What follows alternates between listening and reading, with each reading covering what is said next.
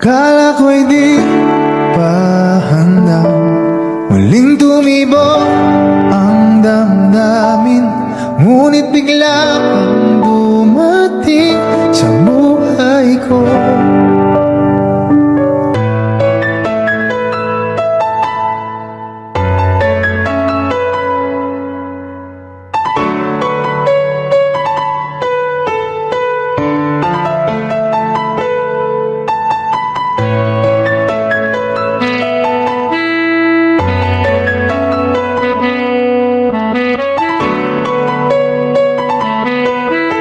Sana ay ingatan ka niya, hindi ko kayang makitang lumuluha ka. Kaya sobrang sakit sa akin na bitawan ka. Ngunit ngayon ay hindi na pwede.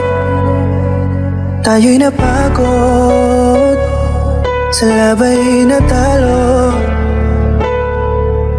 Kaya akin ang ipapaubaya ang puso mo sa kanya. Alam ko naman na siya na ang gusto mo, hindi ka lang nagsasalita. Pagmula nang tayo ay naghiwalay, ay iba na ang iyong ngiti. Ang hiling ko lang, ingatan ka niya, ako nang bahala sa hapdi. Hindi ka man sa'kin binigay, ay sana'y kapalit naman ito ay ika'y liligaya. Pag-ingatan ka sana ng bago mong mahal. Yan ang araw-araw ko sa Diyos ay pinagdarasal.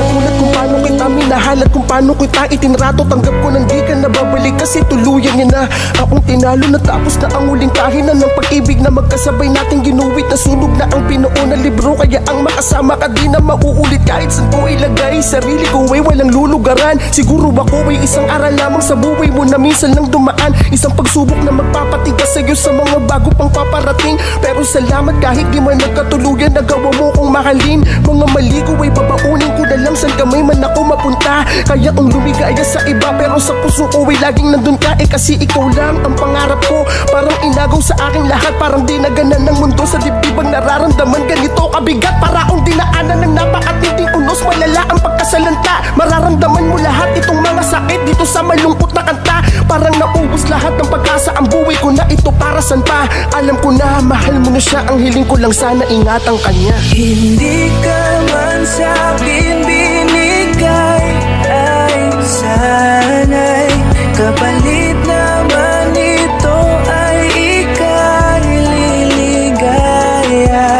Pag-ingatan ka sana ng bago mong mahal.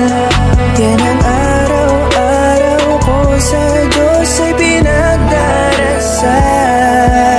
Hindi ka man sa'kin binigay, ay sana'y kapalit naman ito ay ika'y liligaya. Pag-ingatan ka sana ng bago mong mahal. Yan ang araw-araw ko sa Diyos ay pinagdarasal.